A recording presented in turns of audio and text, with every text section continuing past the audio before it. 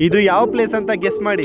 Day 17 of farming log. ಅವತ್ತು ಅದ್ ಯಾವ ಜೋಶಲ್ಲಿ ವರ್ಕೌಟ್ ಮಾಡಿದ್ದೆ ಗೊತ್ತಿಲ್ಲ ಗುರು. ನಾನು ಅನ್ಕೊಳ್ತಿದ್ದೆ ಯಾಕೋ 2 ದಿನ ಆಯ್ತು ಒಂಥರ ಲೋ ಎನರ್ಜಿ, ಮೂಡು ಫಿಂಗ್ ಆಗ್ತಿದೆ. ಏನ್ ರೀಸನ್ ನೋಡಿದ್ರೆ ರೆಸ್ಟ್ ಡಯಟ್ ಎಲ್ಲ ಕರೆಕ್ಟ್ ಇದೆ, ಆದ್ರೆ ಎಲ್ಲಿ ಮಿಸ್ ಆಗಿದೆ ಅಂತ ಯೋಚನೆ ಮಾಡ್ತಿದ್ದೆ.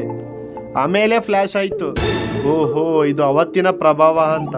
ಹಂಗೆ ಬ್ರೋ, ನಾವು ಜಿಮ್ ಅಲ್ಲಿ ಫುಲ್ ಲೋಡ್ ಹಾಕಿ ವರ್ಕೌಟ್ ಮಾಡಿದಾಗ 2 ದಿನ ರಿಕವರಿ ಪೇನ್ ತಡ್ಕೊಳ್ಳೇಬೇಕು. ಅದಕ್ಕೆ ಯಾವುದೇ ತರ ಮೆಡಿಸಿನ್ ಇಲ್ಲ, ಇರೋದೊಂದೇ ಸ್ಲೀಪ್. ಇವನು ಒಂಥರ ಕಲ್ ಮನುಷ್ಯ, ಬಿದ್ರೆ ಅಳಲ್ಲ, ಎದ್ದು ಓಡ್ತಾನೆ. ಇವನ್ನ ಯಾಕೆ ಈ ತರ ಕಟ್ಟಿದ್ದಾರೆ ಅಂದ್ರೆ ಬಿಟ್ರೆ ಹೋಗಿ ಮಳ್ ತಿಂತಾನೆ, ಅದಕ್ಕೆ ಈ ಪನಿಷ್ಮೆಂಟ್. ಗುರು ನನ್ಗೆ ಖುಷಿ ಆಗ್ಬೇಕು ಬೇಜಾರ್ ಮಾಡ್ಕೊಬೇಕು ಅಂತಾನೆ ಗೊತ್ತಾಗ್ತಿಲ್ಲ. ಶರ್ಟ್ ಲೂಸ್ ಆಗ್ತಿತ್ತು ಅಂತ ಆಗ್ತಿರ್ಲಿಲ್ಲ, ಇವಾಗ ನೋಡಿದ್ರೆ ಆಗ್ತಾನೇ ಇಲ್ಲ.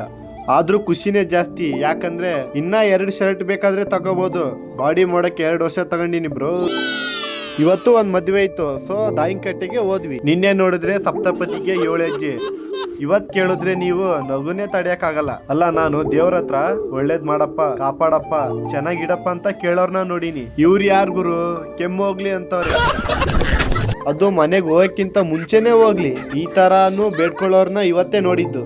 ಅಲ್ಲ, ಅವಾಗಿತ್ತು ನಾಟಿ ಔಷಧಿ, ಇವಾಗ ತಿನ್ನೋ ಬಾಳೆಹಣ್ಣಿಗೂ ಮೆಡಿಸಿನ್ ಹಾಕೋಂತ ಕಾಲ. ಇಂಥ ಕಾಲದಲ್ಲಿ ವಿತೌಟ್ ಮೆಡಿಸಿನ್. ಅಕ್ಕ, ನಿಮ್ಮ ಪಾದಕ್ಕೆ ನಮ್ದೊಂದು ನಮಸ್ಕಾರ. ಅಲ್ಲಿಂದ ಬಂದು ಸಗಣಿ ತುಂಬಿ ಸಾಸವಳಿಗೆ ಹೇಳಿದ್ದು ಒಂದೇ ಅಂಗಡಿ, ಒಂದು 10 ನಿಮಿಷ ಆಗ್ಬೋದು ಅಷ್ಟೇ. ಅಲ್ಲೋದ್ರೆ 4 ಅಂಗಡಿ. ಗೊತ್ತಿತ್ತು ಇವ್ರನ್ನ ಕರ್ಕೊಂಡು ಹೋದ್ರೆ ಬೇಗ ಬರಲ್ಲ ಅಂತ. ಅಮ್ಮ ನನ್ಗೂ ಸ್ವಲ್ಪ ಆರತಿ ಮಾಡು ಅಂದೆ. ತೋ ಚ್ವಾರಿ ಅದು ಆರ್ತಿ ಅಲ್ಲ ದೃಷ್ಟಿ. ನನ್ಗೂ ತಗಿ ಅಂದೆ. ಹೋಗೋ, ನಿನ್ ಯಾರು ನೋಡ್ತಾರೆ.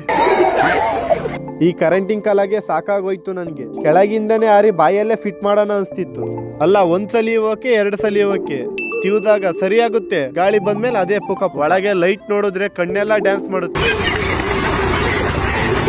ಇನ್ನು ಅದೇನೇನ್ ಮಾಡಿಸ್ತಾರೋ ಗೊತ್ತಿಲ್ಲ. ಮಾಡಿಲ್ಲ ಅಂದ್ರೆ ಇನ್ನೇನ್ ನೀನ್ ಹೆಂಡ್ತಿ ಬಂದ್ ಮಾಡ್ತಾಳ ಅನ್ನೋದು. ಇವತ್ತಿಗಿಷ್ಟೇ, ಸಿಗುವ ನಾಳೆ. ಬಾಯ್.